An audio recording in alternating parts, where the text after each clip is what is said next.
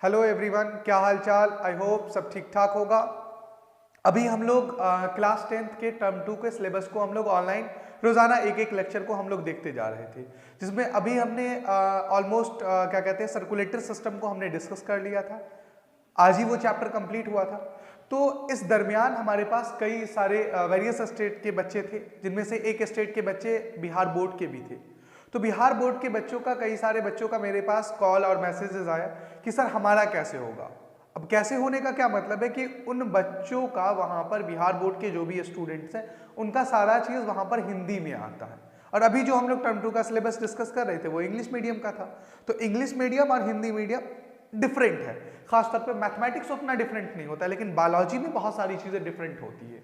ठीक है, तो हम लोगों ने ये डिसाइड किया कि जो बच्चे बिहार बोर्ड के लिए हैं, ये लेक्चर उनके लिए खास तौर पे बना रहा हूं मैं। ठीक है ना, जो बिहार बोर्ड के बच्चे हैं जिनको अभी फैब लास्ट में एग्जाम देना है, बोर्ड देना है क्लास 10th का, तो उनमें हम लोगों का टारगेट ये है कि उनके बोर्ड से पहले पहले तक एक बार हम उनकी पूरी बायोलॉजी को हिंदी मीडियम में कवर करेंगे। ठीक है ना, जैसे कि क्लास 10th का टर्म 2 का इंग्लिश मीडियम का रोजाना एक वीडियो मिलता है आप लोगों को, वैसे ही हिंदी मीडियम का भी रोजाना आपको एक लेक्चर मिलेगा हमारे यूट्यूब चैनल पे। ठीक है, लाइव क्लासेस चलेंगी।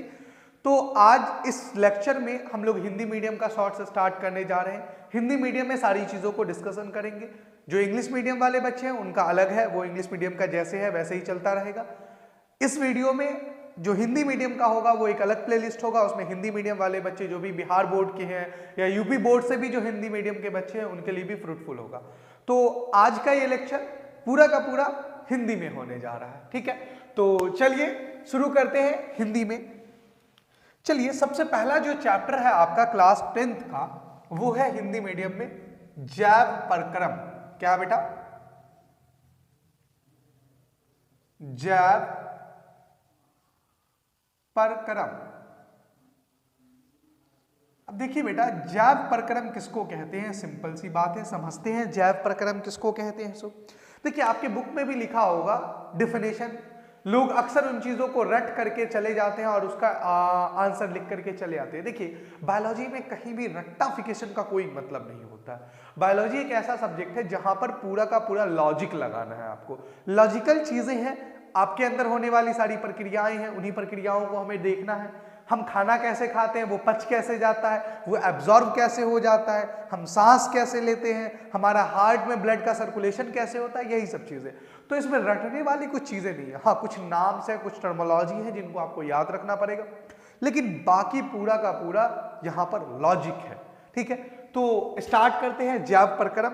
देखिए, जैव परक्रम कहते किसको है? वे सारी क्रियाएं जिनके द्वारा जीवों का अनुरक्षण होता है, वो सारी क्रियाएं जैव परक्रम कहलाती है। ये आपके बुक में भी डिफिनेशन है। चलिए, तो पहले डिफिनेशन को लिख लीजिए कि जैव परक्रम किसको कहते हैं। देखिए, वे सारी क्रियाएं, वे सारी क्रियाएं जिनके द्वारा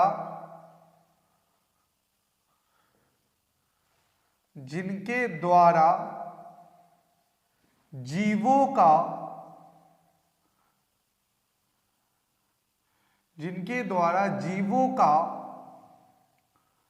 अनुरक्षण होता है,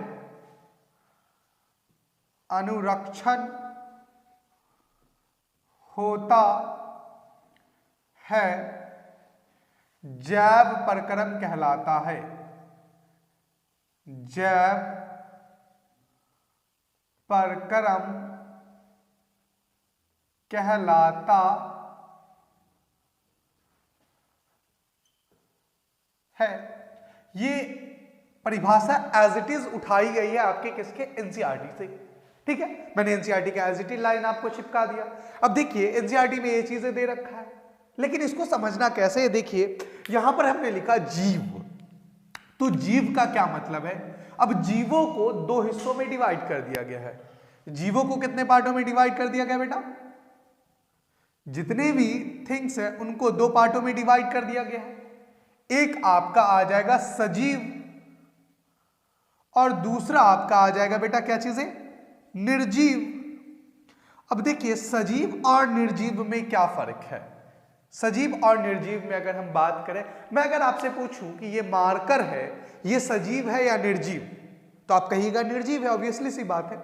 मतलब इसके अंदर नॉन लिविंग जिसको कहते हैं, जिसके अंदर जान ना हो। तो साइंस क्या मांगता है बेटा? साइंस मांगता है, विज्ञान मांगता है प्रूफ, कि भाई आप इसको साबित करो कि ये निर्जीव कैसे है। तो भाई आप कहोगे कि ये चल नहीं सकता है तो ये निर्जीव है, ठीक है ना, ये खा नहीं सकता है तो निर्जीव है। तो ऐसे ही सजीव और निर्जीव को डिवाइड करने के लिए, पृथक करने के लिए सजीवों के विज्ञानता के अनुसार कुछ लक्षण रखे गए हैं। जितने भी सजीव होते हैं उनके अंदर 5 लक्षण होते हैं। सजीवों के कितने लक्षण होते हैं बेटा? सजीवों के 5 लक्षण होते हैं। सजीवों के अंदर कितने लक्षण पाए जाएंगे बेटा? 5 लक्षण होंगे। अब सजीवों के ये 5 लक्षण क्या क्या होंगे देखते हैं एक एक करके। सजीवों के 5 लक्षण क्या क्या होंगे बेटा? पहला जो सबसे इंपॉर्टेंट है और सबसे ज्यादा महत्व रखता है आपके अंदर किसी भी सजीव के लिए, वो है बेटा उसका श्वसन। क्या है बेटा? श्वसन। अब अभी हम लोग श्वसन को समझेंगे कि श्वसन क्या होता है, ठीक है ना। उसके बाद बात करते हैं, दूसरा सजीवों का लक्षण होता है बेटा पोषण। सजीवों का दूसरा लक्षण क्या होता है बेटा? पोषण। तीसरा सजीवों का लक्षण होता है उत्सर्जन। तीसरा सजीवों का लक्षण क्या होता है बच्चों? उत्सर्जन। चौथा आता है इसके अंदर क्या चीजें? वृद्धि, जिसको ग्रोथ कहते हैं बच्चों, ठीक है ना। इसी के अंदर आ जाता है मूवमेंट, मतलब परिवर्तन, ठीक है ना। इसके अलावा 5वां जो लक्षण है वो लक्षण कहलाता है जनन, यानी कि रिप्रोडक्शन, ठीक है बच्चों।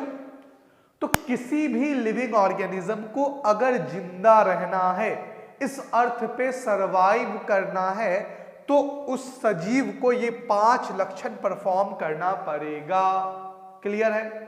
मतलब उस सजीवों को सांस लेना पड़ेगा, श्वसन करना पड़ेगा, उसे पोषण करना पड़ेगा, उसे उत्सर्जन करना पड़ेगा, उसे वृद्धि होना पड़ेगा और उसे जनन करना पड़ेगा, ठीक है। अब इस 5 लक्षणों में से 2 तरीकों के लक्षण होते हैं। हमने क्या कहा? सजीवों के 5 लक्षण, इसमें 2 तरीके के लक्षण होते हैं। एक होता है विभक्त लक्षण और दूसरा होता है अविभक्त लक्षण। पहला लक्षण क्या होता है बच्चों? विभक्त। विभक्त मतलब विभाजित करने वाला, और दूसरा होता है अविभक्त लक्षण। अविभक्त लक्षण यानी डिफाइनिंग कैरेक्टर कहते हैं अंग्रेजी में इसको, और नॉन डिफाइनिंग कैरेक्टर मतलब वो लक्षण जिसके आधार पर आप सजीव और निर्जीव को बांट सकते हैं, उसे क्या कहते हैं बेटा? विभक्त लक्षण कहते हैं। और जिसके आधार पर आप सजीव तथा निर्जीव के बीच में पृथक्करण नहीं कर सकते हैं, उसे कहते हैं अविभक्त लक्षण। क्लियर है? चलिए, तो हमने कहा किसी भी सजीव के 5 लक्षण होंगे। पहला प्राइमरी चीज, सबसे ज्यादा जरूरी जो होगा वो होगा श्वसन। तो समझिए श्वसन होता क्या है। हमने कहा जीवों के लिए, पहले समझिएगा, श्वसन अभी पे आते हैं, श्वसन पे भी आते हैं। हमने क्या लिखा? वे सारी क्रियाएं। तो सारी क्रियाएं ये लक्षण ही है बेटा। वे सारी क्रियाएं जिनके द्वारा अनुरक्षण, अनुरक्षण का मतलब बचाव, अनुरक्षण का मतलब बचाव, मतलब किसी भी सजीव को जिंदा रहने के लिए जो भी प्रक्रियाएं अपनानी पड़े, वो सारी क्रियाएं क्या कहलाती है? जैव प्रक्रम कहलाती है। Getting my point? फिर से सुनिएगा। मैं एक सजीव हूं, मुझे जिंदा रहने के लिए जो भी प्रक्रियाएं हमें अपने आप को परफॉर्म करनी पड़ेगी, वो सारी क्रियाएं क्या कहलाएगी? जैव प्रक्रम कहलाएगी। तो हमें सबसे पहले जिंदा रहने के लिए क्या करना पड़ेगा? सांस लेना पड़ेगा। अच्छा भाई, सांस ले लिया, अब हमें खाना भी तो खाना होगा, पोषण भी तो करना होगा। चलिए भाई, पोषण ले लिया। अच्छा, खाना खाने के बाद कुछ अनडाइजेस्टेड मतलब अपचा भोज्य पदार्थ होता है, उसे हमें निकालना भी तो होगा, चाहे वो as a form of stool ठीक है ना, या पसीने के फॉर्म में, यूरिन के फॉर्म में, पेशाब के फॉर्म में हमें निकालना होगा, उसको कहेंगे उत्सर्जन। अच्छा भाई, हमें वृद्धि भी करना होगा, ग्रोथ होगा हमारे अंदर, ठीक है। अच्छा भाई, हमें अगर अपनी जनसंख्या को बरकरार रखना है, हमें अपनी अगर किसको बेटा, फैमिली को अगर कंटिन्यू रखना है, तो हमें क्या करना पड़ेगा, अपने जैसे स्पीसीज को, अपने जैसे किसको बेटा, जेनरेशन को, अपने जैसे आदमी को क्या करना पड़ेगा, प्रोड्यूस करना पड़ेगा, पैदा करना पड़ेगा, और इसी को जनन कहते हैं। क्लियर? तो अगर हमें इस दुनिया में अपने अस्तित्व को, अपने महत्व को बनाए रखना है, अनुरक्षण करना पड़ेगा, उनके अंदर ये सारी प्रक्रियाएं आएंगी, और ये सारी प्रक्रियाएं क्या कहलाएंगी, आपकी जैव परक्रम कहलाएगी। Getting my point? उतारिएगा, एक एक करके देखते हैं कि श्वसन क्या होता है, पोषण क्या होता है, उत्सर्जन क्या होता है, वृद्धि क्या होता है, जनन क्या होता है। Note down. ओके, तो सजीव के 5 लक्षण थे, जिसमें सबसे पहला लक्षण हमारा क्या होता है, सजीवों के लक्षण में से पहला लक्षण हमने आपको बताया श्वसन है। तो देखिए बेटा, सबसे पहले श्वसन को समझते हैं कि श्वसन होता क्या है। सो अभी हम लोग श्वसन के बारे में सिर्फ आपको मैं अभी यहां पर परिभाषा समझाऊंगा, श्वसन कैसे होता है, ये पूरा का पूरा जो आपका चैप्टर श्वसन है उसमें पढ़ेंगे। तो श्वसन किसको कहते हैं, बाहरी वातावरण से, कहां से बच्चों, बाहरी वातावरण से, बाहरी वातावरण से ऑक्सीजन को यानी O2 को ग्रहण कर शरीर के उन कोशिकाओं तक, शरीर के उन कोशिकाओं तक, कोशिका यानी सेल तक, कोशिकाओं तक पहुंचाया जाता है, पहुंचाया जाता है, जहां उसका उपयोग, जहां उसका उपयोग ऊर्जा उत्पादन के लिए होता हो, ऊर्जा उत्पादन के लिए, उत्पादन के लिए होता हो, क्या कहलाता है बेटा, श्वसन कहलाता है। श्वसन कहलाता है। अब देखिए चीजों को समझिए, आपने जो भी चीज खाया है, जैसे फॉर एग्जांपल आपने सुबह क्या कहते हैं, नाश्ते में, ब्रेकफास्ट में कुछ खाया है, ठीक है ना, लाइक आपने ब्रेड खाया, ठीक है ना, ब्रेड जैम, तो ब्रेड से आपको मिला क्या, कार्बोहाइड्रेट। अच्छा, वो जो कार्बोहाइड्रेट है वो आपके बॉडी में जाकर के ग्लूकोज के रूप में, किसके रूप में बच्चों, ग्लूकोज के रूप में। तो आपसे अगर मैं पूछूं ग्लूकोज का रासायनिक सूत्र क्या होता है, तो बताइए, C6H12O6। ये आपके कोशिका में क्या है बच्चों, स्टोर है जाकर के। क्लियर है? ये आपके कोशिका में क्या है, संचित है। अब ये आपका असक्रिय रूप है, सक्रिय रूप नहीं है, सोया हुआ है। सक्रिय और असक्रिय में क्या फर्क है, देखिए, सक्रिय को कहते हैं एक्टिव इंग्लिश में, और असक्रिय को कहते हैं इनएक्टिव। मतलब ये सोया हुआ है, इनएक्टिव है, असक्रिय है, तो ये उस वक्त तक ऊर्जा उत्पादित नहीं करेगा जब तक कि इसको ऑक्सीजन ना मिले। तो भैया इसके साथ हमको जोड़ना पड़ेगा क्या चीजें, ऑक्सीजन, O2, ठीक है। तो O2 जो है वो हमारा कहाँ है, वो है बाहरी वातावरण में, इन्वायरमेंट में, ठीक है।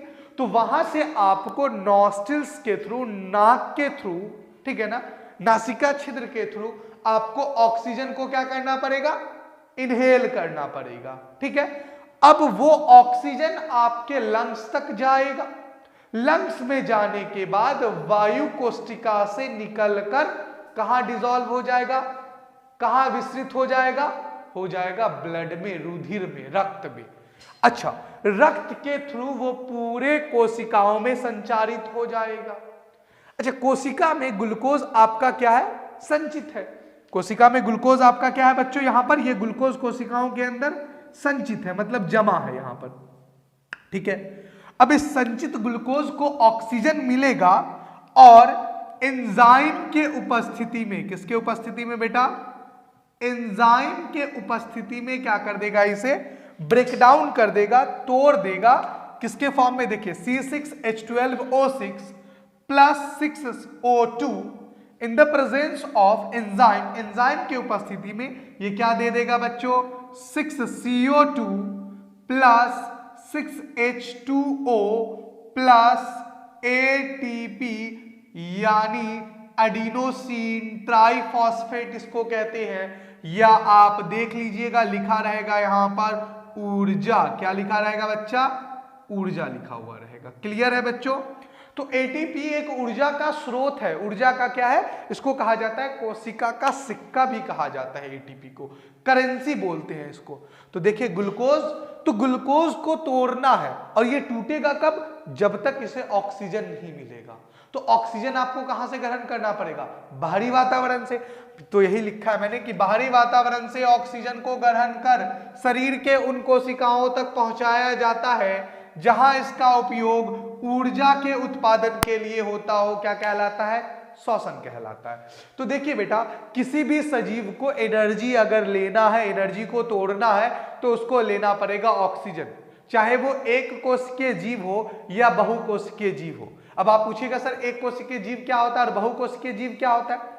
आपने अगर क्लास 9वीं कक्षा में अगर पढ़ा होगा सेल चैप्टर, कोशिका चैप्टर, तो वहां पर आपको बताया गया होगा कि वे जीव जिनका शरीर केवल एक कोशिकाओं से बना होता है उसको कहते हैं एक कोशिकीय जीव। जैसे अमीबा हो गया, पैरामीशियम हो गया, क्लेमाइडोमोनास हो गया, युगलीना हो गया, ये सब कैसे हैं, एक कोशिकीय जीव है।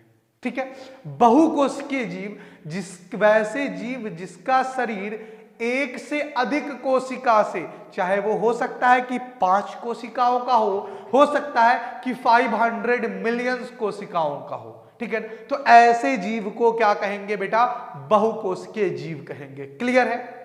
तो चाहे वो एक कोशिकीय जीव हो, एक कोशिकीय जीव के अंदर भी कोशिका होगी और कोशिका में ग्लूकोज संचित होगा। उस ग्लूकोज को तोड़ने के लिए क्या चाहिए, ऑक्सीजन। और ऑक्सीजन कहां से लोगे भाई, ऑक्सीजन थोड़ी ना अंदर कोई सिलेंडर लगा हुआ है, ऑक्सीजन तो वातावरण में है। तो वातावरण से ऑक्सीजन को क्या करोगे, ग्रहण करोगे और शरीर के प्रत्येक कोशिका में, अगर बहुकोशिकीय है तो प्रत्येक कोशिका में पहुंचाएगा, एक कोशिकीय है तो वो अपने उसी कोशिका में पहुंचाएगा, पहुंचा करके एंजाइम के उपस्थिति में उसे तोड़ेगा और as a product, as a उपोत्पाद क्या बना देगा, कार्बन डाइऑक्साइड, वाटर और एटीपी। जो कार्बन डाइऑक्साइड उत्पन्न हुआ वो आपके लिए है बच्चा जहरीला। क्या है वो, जहरीला। तो इस जहरीले को, पदार्थों को क्या करना पड़ेगा, निकालना पड़ेगा। इस जहरीले पदार्थ को क्या करना होगा, निकालना होगा।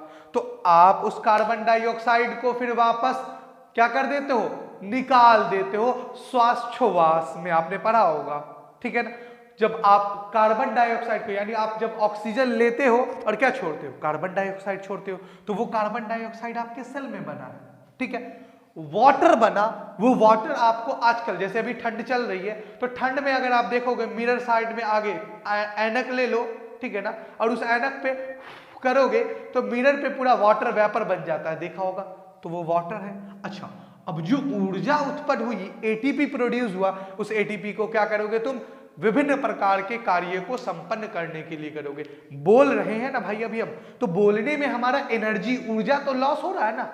तो ये ऊर्जा कहां से आ रहा है, यही टूट करके। सांस ले रहे हैं, ऑक्सीजन जा रहा है, ग्लूकोज को तोड़ रहा है और ऊर्जा दे रहा है। इस ऊर्जा को हम बोलने में लगा रहे हैं, लिख रहे हैं उसमें भी ऊर्जा खत्म होती है, दौड़ते हैं उसमें भी ऊर्जा खत्म होती है। तो विभिन्न प्रकार की जैविक प्रक्रियाओं को करने के लिए इस ऊर्जा का उत्पाद होगा।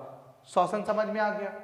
तो श्वसन किसी भी जीव का अगर श्वसन नहीं करेगा तो वो सजीव नहीं हो सकता। इसलिए श्वसन किसी भी सजीव का क्या होगा बेटा, विभक्त लक्षण होगा। कैसा होगा बच्चों, विभक्त लक्षण होगा। मतलब अगर किसी सजीव के अंदर श्वसन है तो मतलब वो सजीव है, अगर श्वसन नहीं कर रहा है तो वो क्या होगा, निर्जीव हो जाएगा। तो श्वसन के आधार पर हम सजीव तथा निर्जीव के बीच में क्या कर सकते हैं, विभाजित उत्पन्न कर सकते हैं, विभाजित उसे कर सकते हैं। क्लियर है? श्वसन आई होप सबका क्लियर हो गया होगा। उतार लीजिएगा, मैं साइड हो जाता हूं, एक बार स्क्रीनशॉट ले लीजिए। चलो बच्चों, अब ये याद रख लेना कि आप लोग ये जो आपको मैंने लिखा है ये है आपका रासायनिक सूत्र, किसका, श्वसन का। तो कई बार सवाल यहां पर पूछ लिया जाता है कि रासायनिक सूत्र बताइए किस चीजों का बेटा, केमिकल इक्वेशन जिसको कहते हैं, सूत्र बताइए श्वसन का। और एक फोटोसिंथेसिस का भी आता है। तो आप लोगों में से कितने लोगों को फोटोसिंथेसिस का यानी प्रकाश संश्लेषण का रासायनिक सूत्र याद है? जल्दी से कमेंट बॉक्स में बताइए, ठीक है, लिख करके। हमने यहां पर श्वसन का लिखा है C6H12O6, घबराइएगा नहीं, याद रखिएगा ये ग्लूकोज है। यहां पर हमने बैलेंस किया है, इसको बैलेंस करना मतलब क्या किया, हमने इसको संतुलित किया है, इसलिए लगाया 6O2। In the presence of enzyme के उपस्थिति में क्या देगा, 6CO2 plus 6H2O plus ATP। ये एक संतुलित संपूर्ण रासायनिक समीकरण है श्वसन का। क्लियर है? तो कितने लोगों को, आप लोगों में से याद है प्रकाश संश्लेषण का रासायनिक सूत्र? दोनों के सूत्र एनसीईआरटी में दे रखे हैं। जिन जिन बच्चों को याद है प्रकाश संश्लेषण का जल्दी से लिखिए कमेंट बॉक्स में। चलिए आगे बढ़ते हैं। जब तक अब श्वसन के बाद आता है बच्चों किस चीजों का, पोषण। तो पोषण पे बात करते हैं कि पोषण क्या होता है बेटा। चलिए, पोषण क्या कहता है कि ये भी एक सजीवों का लक्षण है, पोषण भी निर्जीव के अंदर होगा नहीं। तो पोषण कहता है कि खाद्य पदार्थों को, खाद्य पदार्थ क्या बेटा, जो भी चीजें आप खा पी सकते हो, खाद्य पदार्थों का अंतर्ग्रहण करना किस चीजों के लिए, ऊर्जा उत्पादन के लिए क्या कहलाता है बच्चों, पोषण कहलाता है। तो लिख लीजिएगा पोषण। पोषण किसको कहेंगे बच्चों, पोषण खाद्य पदार्थों का अंतर्ग्रहण, खाद्य पदार्थ, खाद्य पदार्थ किसको कहते हैं बेटा, खाद्य पदार्थ। खाद्य पदार्थ क्या होंगे, जो भी चीजें आप खा पी सकते हो। खाद्य पदार्थों का अंतर्ग्रहण, खाद्य पदार्थों का अंतर्ग्रहण किस चीज के लिए करते हैं, ऊर्जा उत्पादन के लिए। खाद्य पदार्थों का अंतर्ग्रहण ऊर्जा उत्पादन के लिए, ऊर्जा उत्पादन के लिए किया जाता हो, इसको क्या कहते हैं बेटा, पोषण कहेंगे। अब खाद्य पदार्थ में, खाद्य पदार्थ किसको कहेंगे बेटा, खाने पीने की चीजों को। जो भी चीज आप खाते पीते हो वो क्या कहलाएंगे, आपकी चीजें खाद्य पदार्थ कहलाएंगी। तो खाद्य पदार्थ के चीजों को अंतर्ग्रहण कर मतलब निगल जाना, ठीक है ना, उसको खाना, और खाने से क्या होगा, ऊर्जा आएगा।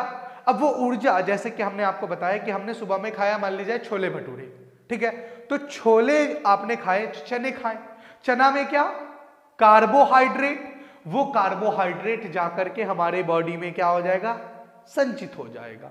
अब उसे हम धीरे धीरे क्या करेंगे, ऑक्सीजन के उपस्थिति में तोड़ते रहेंगे, तो ऊर्जा उत्पादन के लिए कर रहे हैं।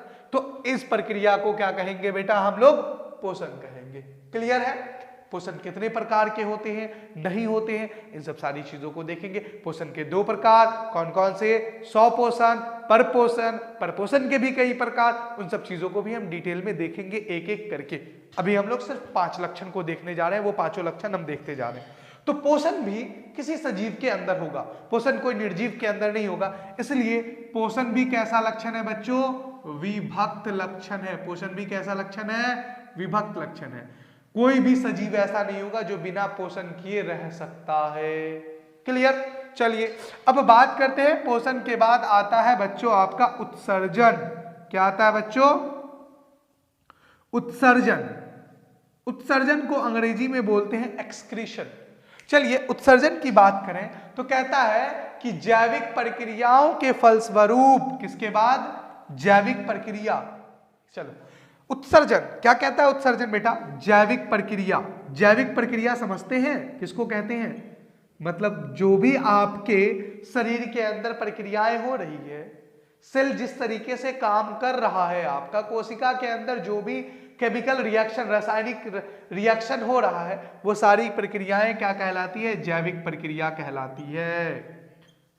जैविक प्रक्रियाओं के फलस्वरूप के बाद कह लीजिए, फलस्वरूप कह लीजिए, कोई फर्क नहीं पड़ता है, के बाद हमारे शरीर में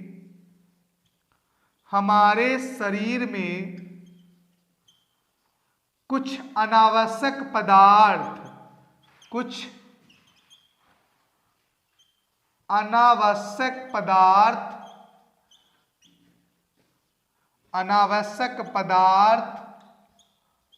बन जाते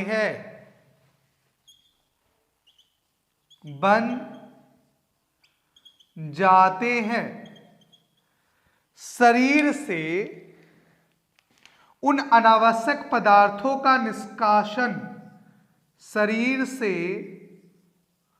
उन अनावश्यक पदार्थों का मतलब जिसकी आवश्यकता नहीं है, शरीर से उस अनावश्यक पदार्थों का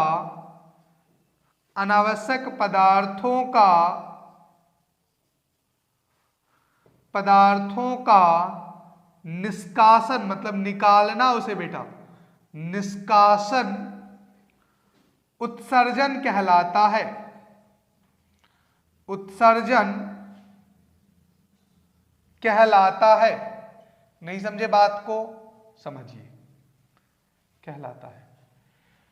आपने खाना खाया, ठीक है, अब खाने में सारे फूड जो है बेटा वो डाइजेस्ट नहीं हो जाएंगे, पच नहीं जाएंगे, सारे भोज्य पदार्थ पाचित नहीं होंगे। जो अपचा भोज्य पदार्थ होगा, जो पचा नहीं है, उसको आपको क्या करना पड़ेगा? बॉडी से एलिमिनेट करना पड़ेगा, निकालना पड़ेगा उसे। तो निकालना हमारे शरीर में मेटाबॉलिज्म के बाद, जैसे हमारे शरीर में स्टूल यानी मल बन जाते हैं, मल, ठीक है ना, मूत्र बनते हैं यानी यूरिन, पेशाब बन जाते हैं, ठीक है ना। तो जैविक प्रक्रियाओं के फलस्वरूप हमारे शरीर में कुछ हानिकारक पदार्थ कह लीजिए, आप अनावश्यक पदार्थ कह लीजिए, बात एक ही है। आप इसे हानिकारक पदार्थ भी बोल सकते हैं। मतलब अगर ये आपके बॉडी में रहे, आपके शरीर में रहे, तो आपके शरीर को नुकसान पहुंचाएंगे। जैसे आपने देखा होगा कि किसी इंसान का डायबिटिक पेशेंट है कोई, उसका किडनी फेल हो जाता है, किडनी काम करना बंद कर देता है, तो आप लोगों ने पढ़ा होगा हीमोडायलिसिस पे उसे रखा जाता है। पढ़ा होगा हीमोडायलिसिस, एनसीईआरटी में है, एक फ्लो चार्ट बना करके दे रखा। तो किडनी खराब होगा, किडनी का काम क्या है आपके बॉडी के अंदर? आपके बॉडी से हानिकारक पदार्थों को निकालना as a form of urine, urine के पेशाब के फॉर्म में। और हानिकारक पदार्थ आपके लिए क्या है? यूरिया हो गया, यूरिक एसिड हो गया, यूरोक्रोम हो गया, ये सब आपके लिए क्या है? हानिकारक पदार्थ है। तो हमारे शरीर में जैविक प्रक्रियाओं के फलस्वरूप कुछ हानिकारक पदार्थ बनते हैं। इन हानिकारक पदार्थों का शरीर से निष्कासन, निपटान, उसे अपने बॉडी से निकालना, गंतव्य स्थानों तक पहुंचाना ही क्या कहलाता है? उत्सर्जन कहलाता है बच्चों। तो उत्सर्जन भी किसी नॉन लिविंग थिंग के अंदर नहीं होगा। उत्सर्जन किसके अंदर होगा बेटा? उत्सर्जन होगा सिर्फ और सिर्फ लिविंग थिंग के अंदर। क्लियर है? तो इसीलिए उत्सर्जन भी क्या है बच्चों? एक विभक्त लक्षण है। ठीक है। अब भाई कभी नॉन लिविंग थिंग को थोड़े ने देखा है भाई उत्सर्जित करते हुए, ये मार्कर है, ऐसा कभी देखे हो क्या कि ये मार्कर पेशाब कर रहा है? ऐसा नहीं हो सकता है जी। तो जो भी नॉन लिविंग थिंग है उनके अंदर उत्सर्जन नहीं होगा। या इस मार्कर को देखो कि कभी एकदम धूप में रख दो तो इसको पसीने पसीन हो गया, पसीना आ गया, लेकिन तुमको अगर धूप में खड़ा कर दे अभी तो क्या होगा?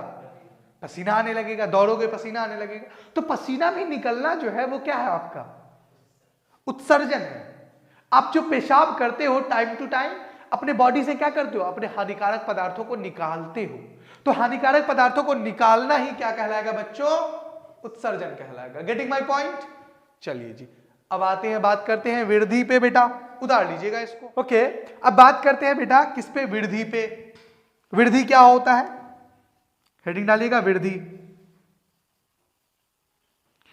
देखिए बेटा, वृद्धि या जिसको कहते हैं अंग्रेजी में ग्रोथ। अब लोग ग्रोथ मतलब समझते हैं कि ग्रोथ होता क्या? देखिए कहता है यदि मास में या तो भार में या संख्या में अगर वृद्धि होता है, ग्रोथ होता है, तो उसे क्या कहा जाएगा? इंक्रीजमेंट होता है तो उसको क्या बोलेंगे? वृद्धि बोलेंगे। शेप में मतलब अगर साइज में अगर बदलाव आता है तो उसे ग्रोथ नहीं कहेंगे। क्या है, जैसे आप लोग अगर हम बात करें एक, जैसे रोटी लोई से बनाते हैं आप लोग, गेहूं का रोटी अगर बनाते हैं तो आपको थोड़ा लोई लेना पड़ता है, तो लोई आप गोल पहले उसे बनाते हो, फिर इसे बेलन और चकड़ी पे रख करके उसे आप क्या कर देते हो, थोड़ा बड़ा बना देते हो, रोटी बना देते हो। तो उस रोटी का आपने सिर्फ और सिर्फ क्या चेंज किया है, शेप चेंज किया है, भार चेंज नहीं हुआ है।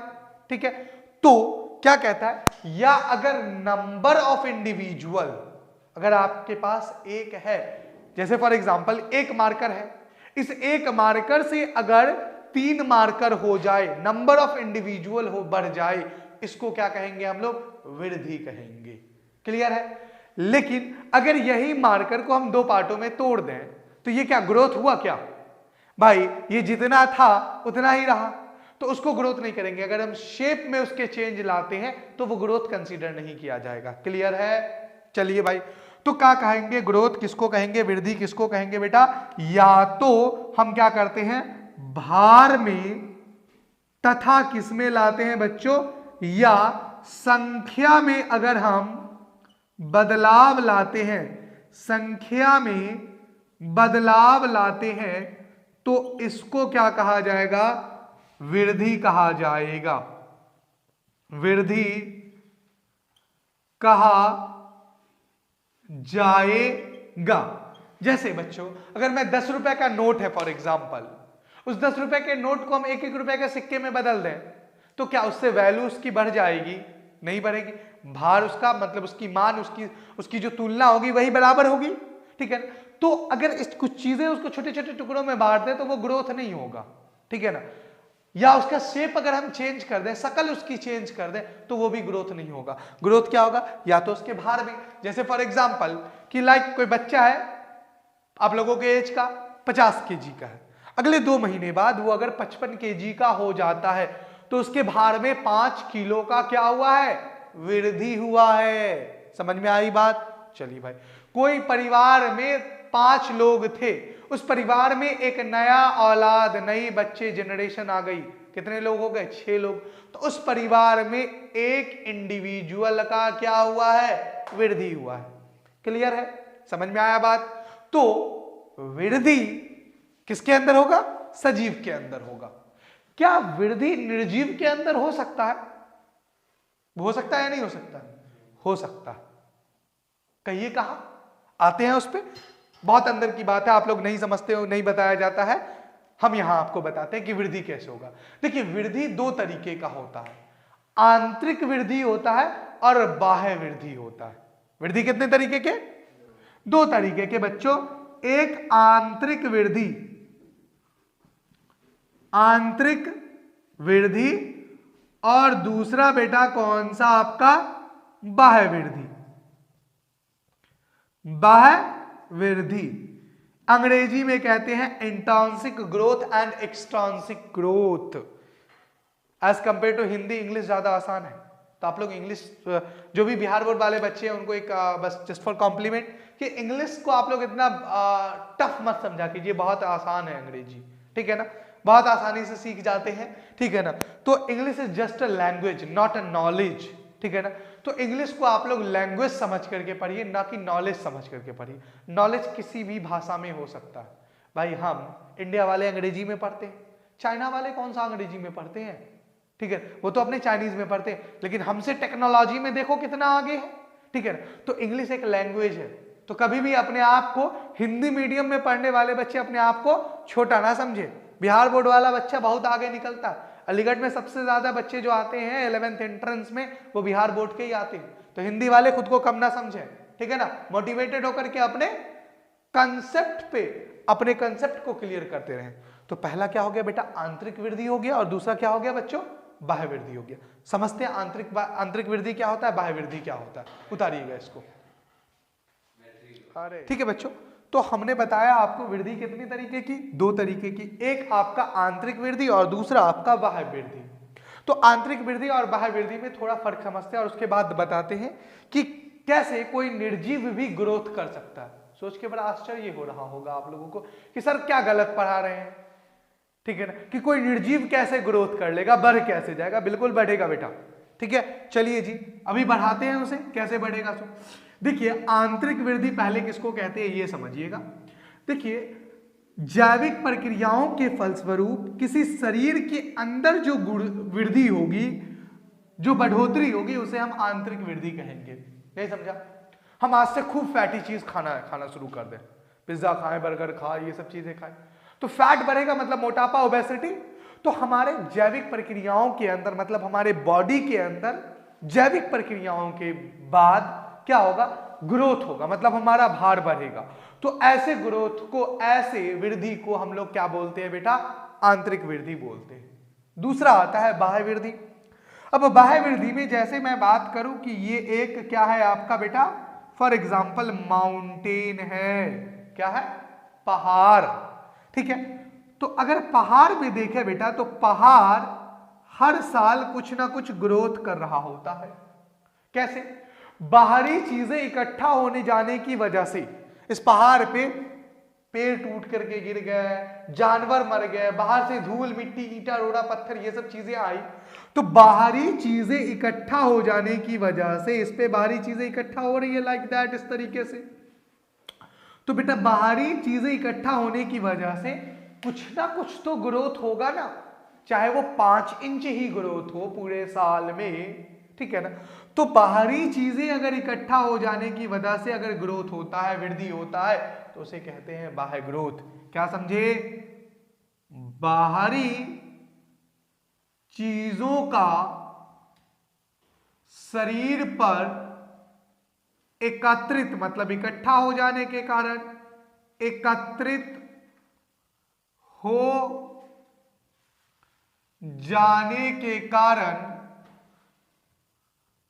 जाने के कारण, होने वाले वृद्धि को, होने वाले वृद्धि को क्या कहते हैं बेटा? बाह्य वृद्धि कहते हैं। क्या कहते हैं? बाह्य वृद्धि कहते हैं। अब देखिए बच्चों, पहाड़ भी ग्रोथ कर गया। पहाड़ ग्रोथ कर गया कि नहीं कर गया? तो अगर पहाड़ ग्रोथ किया, लेकिन वो कैसा ग्रोथ हुआ? बाह्य ग्रोथ हुआ। तो क्या हमने कहा आप शुरू में कि सजीव के 5 लक्षण, जिसमें वृद्धि भी एक लक्षण था।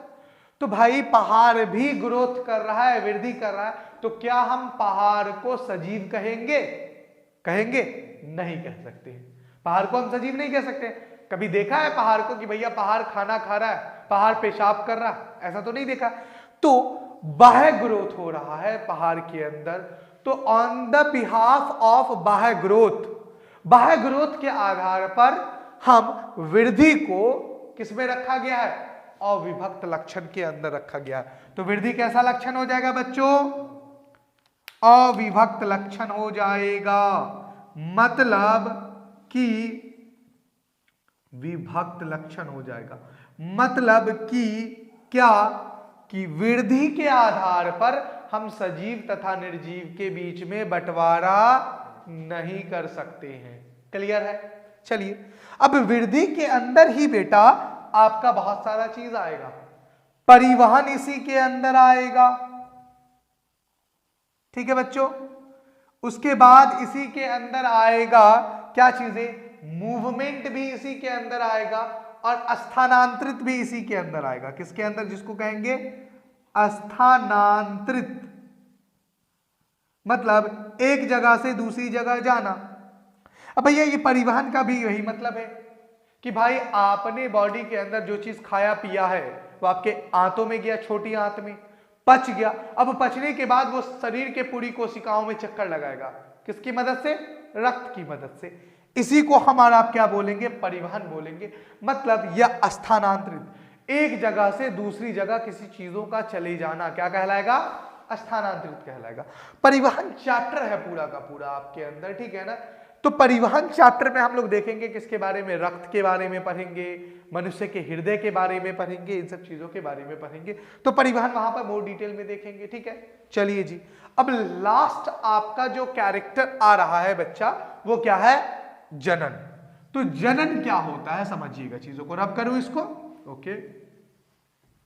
देखिए जनन क्या होता है, जनीन एक, जिसको अंग्रेजी में कहते हैं रिप्रोडक्शन, जनन को क्या कहते हैं बच्चों, रिप्रोडक्शन कहते हैं अंग्रेजी में। तो जनन क्या होता है समझिएगा, जनन भी एक सजीवों का लक्षण है। जनन क्या है बच्चों, जनन भी आपके एक सजीवों का लक्षण है। इस प्रक्रिया में सभी सजीव अपने जैसे संतानों की क्या करता है, उत्पत्ति करता है। जनन एक क्या है बेटा, सजीव के लक्षण है, सजीव के लक्षण है। क्या जनन निर्जीव के अंदर होगा, नहीं होगा, होता तो बड़ा अच्छा था।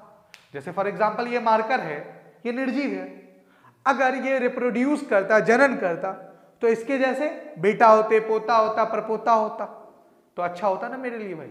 एक मार्कर खरीदते इसके दादा को और पोता से लिख रहे होते, ऐसा नहीं होता।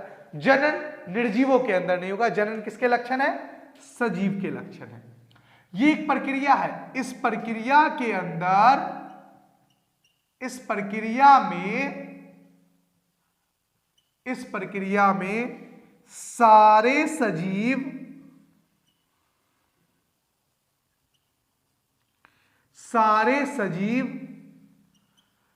अपने जैसे, सारे सजीव अपने जैसे, अब सारे सजीव में जो जैसा है, गाय है तो बछड़े को, आदमी है तो आदमी के बच्चे को, कुत्ता है तो कुत्ते के जैसे को, जो जैसा है, तो इसलिए लिखा अपने जैसे संतान, मतलब बच्चों की, संतानों की उत्पत्ति करता है। उत्पत्ति करना मतलब पैदा करना, उत्पत्ति करता है, क्या कहलाता है बच्चों, करता हो, जनन कहलाता है। क्या कहलाता है वो, जनन कहलाता है। सजीव का लक्षण हो गया। इस प्रक्रिया के दौरान सारे सजीव अपने जैसे संतानों की उत्पत्ति करेगा। क्यों करेगा उत्पत्ति भाई, ताकि वो अपने जेनरेशन को, अपने फैमिली को, अपने स्पीसीज को कंटिन्यू रखे, बरकरार रखे। जैसे एक एग्जांपल लेते हैं कि किसी वजह से आज कुत्तों के अंदर रिप्रोडक्शन रोक दिया जाए, तो कुत्तों की लाइफ साइकिल कितना दिन कुत्ता जिंदा रहता है, बोल भाई। डॉग की लाइफ साइकिल 15 से 18 साल। अब इस 15 से 18 साल बाद आज एकदम परमानेंटली क्लोज हो जाए, कुत्ते रिप्रोड्यूस नहीं हो पाएगा किसी वजह से, तो अगले 18 से 20 साल बाद क्या इस धरती पे, इस जमीन पे एक भी कुत्ता दिखाई देगा? क्योंकि जो आज पैदा हुआ होगा वो अगले 15 से 18-20 साल बाद क्या हो जाएगा, मर जाएगा। तो आने वाले अस्तित्व को, अगर उसे अपना जनरेशन, अपने फैमिली को अगर उसे कंटिन्यू रखना है, तो उसे क्या करना पड़ेगा, रिप्रोड्यूस करना पड़ेगा। तो किस चीजों को बेटा, अपने, क्यों रिप्रोडक्शन करेगा, अपने अस्तित्व को, मतलब अपने जनरेशन को, जिसको कह लीजिए अपने अस्तित्व को, अस्तित्व समझते हैं ना, अपनी फैमिली, अपनी जनरेशन को, अपने अस्तित्व को क्या रखने के लिए बेटा, बनाए रखने के लिए, बनाए रखने के लिए। क्लियर? अच्छा, अगर किसी वजह से अगर उसको अपना रिप्रोड्यूस नहीं कर पाता है तो वो अपने अस्तित्व को खो देगा, आने वाली जनरेशन उसके आगे नहीं बढ़ पाएगी। अब बात करते हैं कि क्या जनन एक विभक्त लक्षण है या अविभक्त लक्षण है? तो आप कहिएगा सर आपने बताया कि जनन सजीव में होगा, निर्जीव में नहीं होगा, तो इसका मतलब ये विभक्त लक्षण हुआ। इसके आधार पर सजीव और निर्जीव को हम बांट सकते हैं कि जिसके अंदर रिप्रोडक्शन होगा वो सजीव होगा, और जिसके अंदर रिप्रोडक्शन नहीं होगा, जो रिप्रोड्यूस कर नहीं सकता है, वो निर्जीव होगा। तो मतलब रिप्रोडक्शन एक विभक्त लक्षण हो गया? नहीं बेटा, ऐसा बिल्कुल नहीं। अब देखिए कैसे नहीं है, रिप्रोडक्शन यानी जनन जो है वो एक अविभक्त लक्षण है। कहिए कैसे? सर आपने तो अभी लिखाया कि सजीवों का लक्षण है, निर्जीव में नहीं होगा, तो इसके आधार पर तो हम बांट सकते ना। नहीं बेटा, ऐसा नहीं है।